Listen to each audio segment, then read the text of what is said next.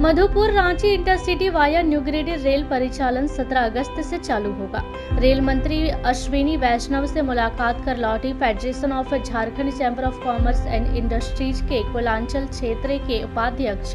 सह पूर्वी रेल के परामर्शदात्री समिति के सदस्य प्रदीप अग्रवाल, सलूजा गोल्ड के चेयरमैन सह गिरिडीह डिस्ट्रिक्ट चैम्बर के पूर्व उपाध्यक्ष सरदार अमरजीत सिंह सलूजा, भाजपा जिला समिति के कोषाध्यक्ष सह गिरिडीह डिस्ट्रिक्ट चैम्बर के कार्यकारिणी के सदस्य मुकेश जालान एवं Giridih district chamber of commerce के सचिव प्रमोद कुमार ने मंगलवार को संयुक्त रूप से प्रेस वार्ता कर यह जानकारी दी। उन्होंने कहा कि न्यू गिरिडीह कोडरमा रेलवे मार्ग से पटना कोलकाता की सीधी ट्रेन, रेलवे साइडिंग का विस्तार एवं लंबित पारसनाथ न्यू गिरिडीह की रेलवे लाइन बिछाने का काम शीघ्र शुरू कराने को लेकर federation of Jharkhand chamber of commerce and industries के 4 सदस्यों की टीम शिक्षा राज्य मंत्री अन्नपूर्णा देवी के नेतृत्व में 31 जुलाई 2023 को संसद भवन नई दिल्ली में रेल मंत्री अश्विनी वैष्णव से मुलाकात की, जिसमें गिरिडीह के रेल समस्याओं के ऊपर चर्चा की गई। संसद सत्र चालू रहने के बावजूद भी रेल मंत्री अश्विनी वैष्णव ने पूरा समय देकर चैम्बर की मांगों को गंभीरता से सुना एवं हमारे प्रतिवेदन को अग्रसारित कर ईडी कोचिंग से मिलने को कहा, जिसके बाद प्रतिनिधि मंडल ने रेल भवन में रेलवे बोर्ड के चेयरमैन अनिल कुमार लाहोटी से भी मिलकर मजबूती से अपनी मांगों को रखा। श्री लाहोटी ने हमारे प्रतिवेदन पर सकारात्मक पहल करने का आश्वासन दिया है।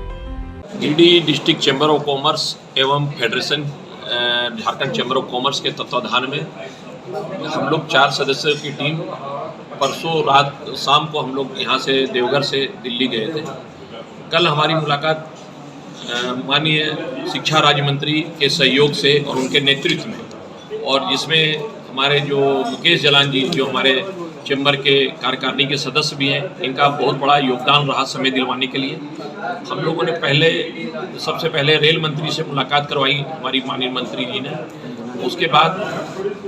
हम लोगों ने रेल मंत्री जी से काफ़ी सकारात्मक बात हुई, उसमें उन्होंने सारी बातों को गंभीरता से सुना। फिर उन्होंने तुरंत ही रेल भवन में एग्जीक्यूटिव डायरेक्टर कोचिंग से मिलने को हम लोगों को कहा और हम लोग वहाँ फिर रेल भवन गए। रेल भवन में एग्जीक्यूटिव डायरेक्टर कोचिंग श्रीकांत जी से मुलाकात हुई। उन्होंने सारी बातों को गंभीरता से सुना और बहुत सी तकनीकी जानकारी ली कि किस तरह इस रूट में ट्रेन चलेगी, क्या लगेगी, कैसे चलनी चाहिए, ये सब पर जानकारी हम लोगों को भी दी और उन्होंने अपना सब बात शेयर किया।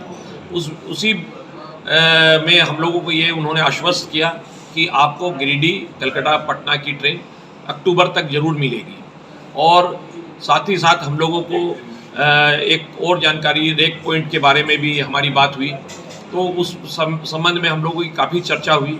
फिर हम लोगों को रेलवे बोर्ड के चेयरमैन श्री अनिल कुमार लोहाटी से भी मुलाकात लगभग शाम को 5:30 बजे रेल भवन में हुई, जिनसे हम लोग का समय नहीं लिया गया था, पूर्व समय नहीं लिया गया था, लेकिन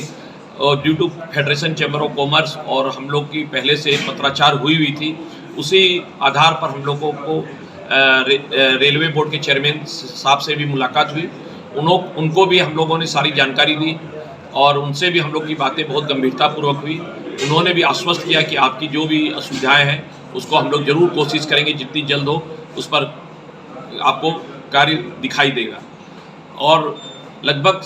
रात को 10 बजे हम लोग की मुलाकात श्री वेद प्रकाश जी